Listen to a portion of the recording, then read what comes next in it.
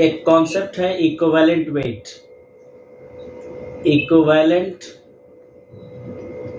Wait, और इस equivalent weight को हम लोग कैपिटल ई से रिप्रेजेंट करते हैं।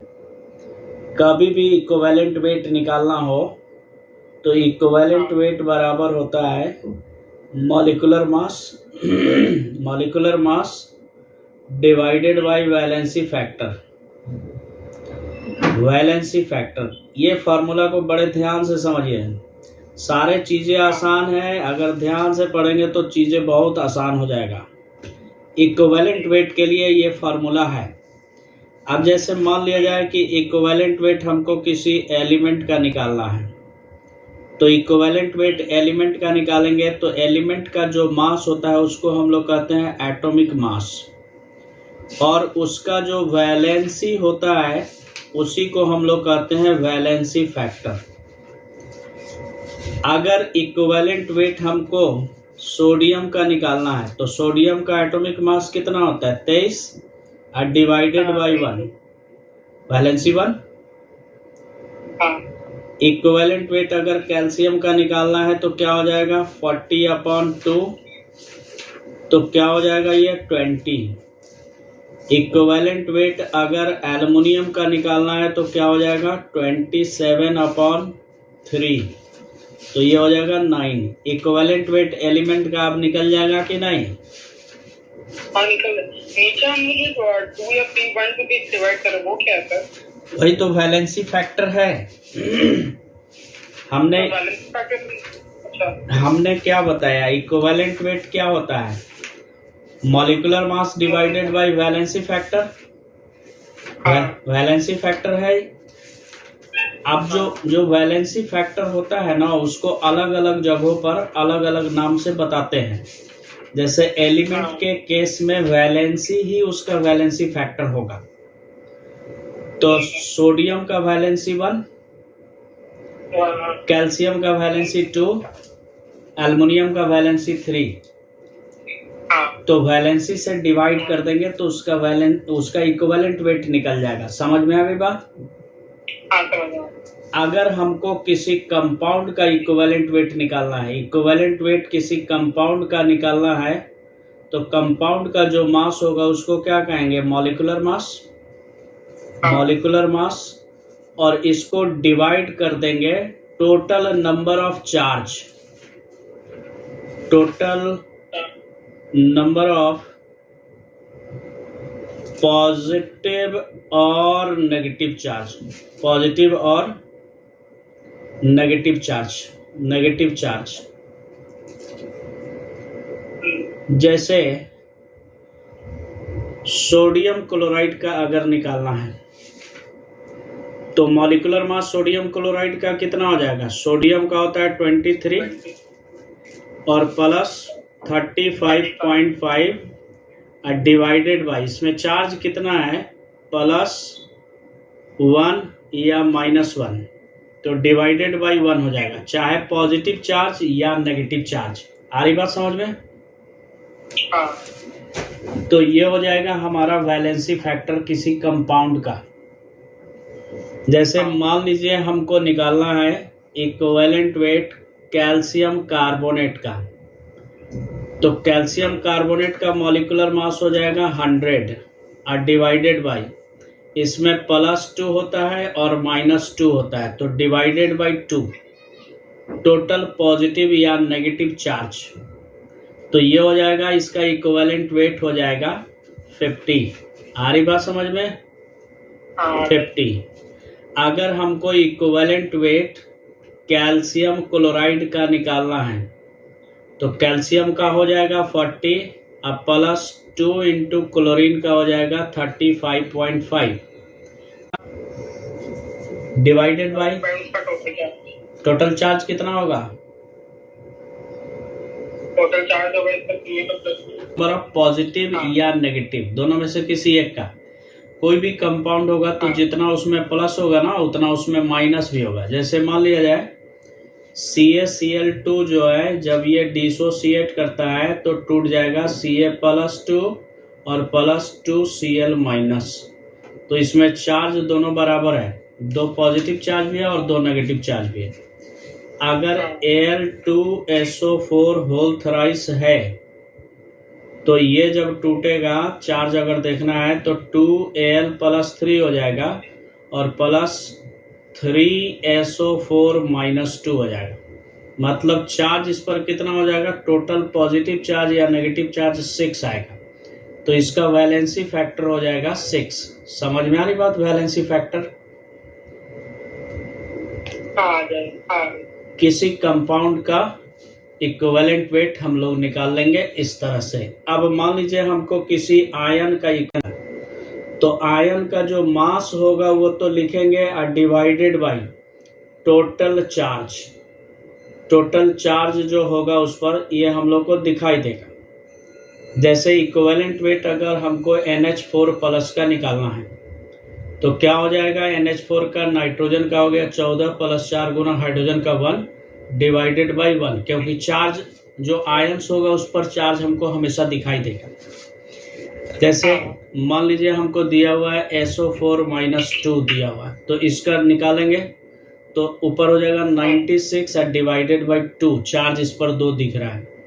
इक्विवेलेंट वेट अगर हमको PO4 - 3 का निकालना है तो मास लिख देंगे ऊपर और डिवाइडेड बाय 3 हो जाएगा। मास क्या हो जाएगा, फास्फोरस का 31 और प्लस। जैसे इक्विवेलेंट वेट अगर हमको NH4+ का निकालना है तो क्या हो जाएगा, NH4 का नाइट्रोजन का हो गया 14 + 4 गुना हाइड्रोजन का 1 डिवाइडेड बाय 1, क्योंकि चार्ज जो आयंस होगा उस पर चार्ज हमको हमेशा दिखाई देगा।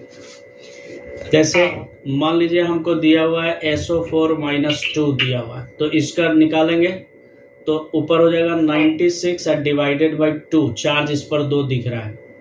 इक्विवेलेंट वेट अगर हमको PO4 - 3 का निकालना है तो मास लिख देंगे ऊपर और डिवाइडेड बाय 3 हो जाएगा। मास क्या हो जाएगा, फास्फोरस का 31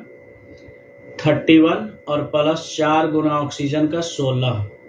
तो इस तरह से हम इसका इक्विवेलेंट वेट निकालेंगे, किसी आयंस का निकाल लेंगे। समझ में आ गई बात? अगर हमको इक्विवेलेंट वेट किसी कंपाउंड का निकालना है, जैसे सोडियम क्लोराइड का भी निकालें, तो इसको हम लोग लिख सकते हैं equivalent weight sodium plus equivalent weight chlorine, दोनों का निकाल के जोड़ देंगे तो वही हो जाएगा जो आपने ऊपर में पढ़ा था सोडियम क्लोराइड का इक्विवेलेंट वेट। यहाँ पर जो हम लोग पढ़े थे वही चीज़ें यहाँ पर हो जाएगा। सोडियम का इक्विवेलेंट वेट क्या हो जाएगा, तो 23 डिवाइडेड बाय 1 प्लस क्लोरीन का 35.5 डिवाइडेड बाय 1, और इसको सॉल्व करेंगे तो वही आ जाएगा। 35 और 23 को जोड़ेंगे तो ये हो जाएगा 58.5, और पहले भी वही आया था। तो कंपाउंड को ऐसे तोड़ के भी निकाल सकते हैं। बात समझ में आ गया?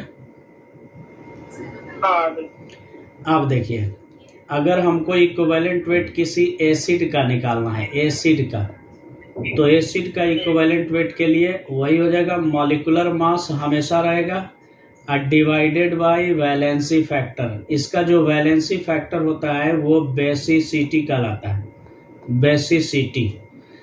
अब बेसिसिटी क्या होता है, बेसिसिटी होता है नंबर ऑफ रिप्लेसेबल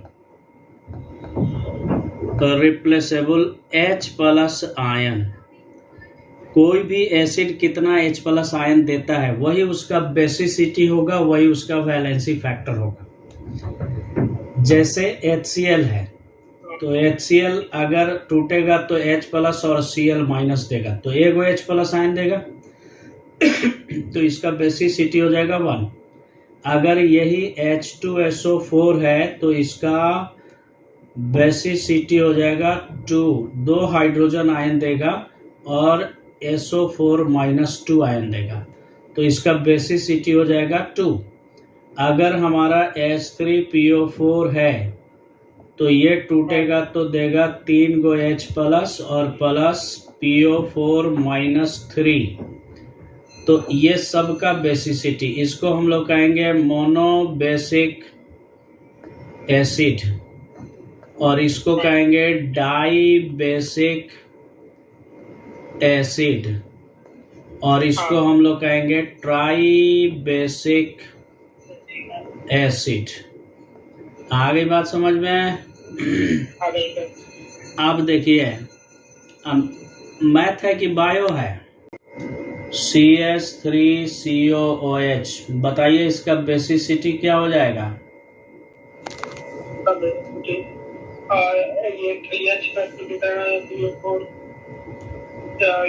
ये H3PO3 ट्राई बेसिक आएगा। हाँ, H3PO2 भी ट्राई बेसिक रहेगा। हाँ, देखिए यहाँ पर ये है डाई बेसिक एसिड, इसका बेसिसिटी 2, ये 2 H प्लस आयन देगा और ये 1 H प्लस आयन देगा, और ये वाला जो है ना H3PO4 ये 3 H प्लस आयन देगा।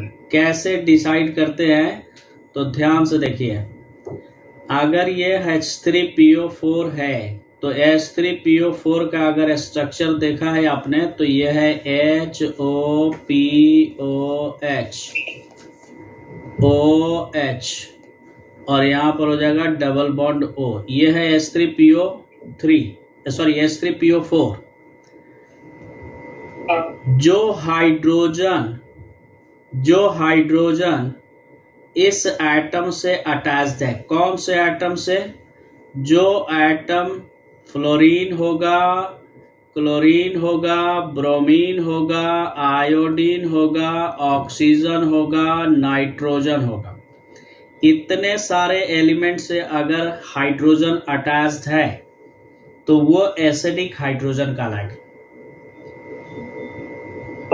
क्लियर है? क्योंकि हाइड्रोजन जब हाईली इलेक्ट्रोनेगेटिव एटम से अटैच्ड होता है तो इसके बॉन्ड पेयर इलेक्ट्रॉन को ये खींच रहा होता है और इस हाइड्रोजन पर पार्शियल पॉजिटिव चार्ज आता है। तो जिस हाइड्रोजन पर पार्शियल पॉजिटिव चार्ज आएगा वही एसिडिक हाइड्रोजन होगा, वही हाइड्रोजन रिप्लेसेबल होगा, वही हाइड्रोजन H प्लस आयन के फॉर्म में निकलेगा जब उसको पानी में डालेंगे। अगर हाइड्रोजन कार्बन से अटैच्ड है तो ये एसिडिक हाइड्रोजन नहीं है, इस पर पॉजिटिव चार्ज नहीं होगा। आगे बात समझ में? क्योंकि ये सारे जो एलिमेंट्स दिया हुआ है, ये पीरियोडिक टेबल का मोस्ट हाईली इलेक्ट्रोनेगेटिव एलिमेंट दिया हुआ है, इसी से अटैच्ड होगा तो वो एसिडिक हाइड्रोजन होगा। अब देखिए यहाँ पर CH3COOH जो है, यहाँ पर 4 हाइड्रोजन दिख रहा है, लेकिन ये एसिडिक हाइड्रोजन इसमें से एक ही होगा, क्योंकि आपने पढ़ा होगा इसका स्ट्रक्चर एसिटिक एसिड है, ये इसका स्ट्रक्चर ये होता है, और इसको जब देखेंगे तो इसमें एक ही हाइड्रोजन रिप्लेसेबल है।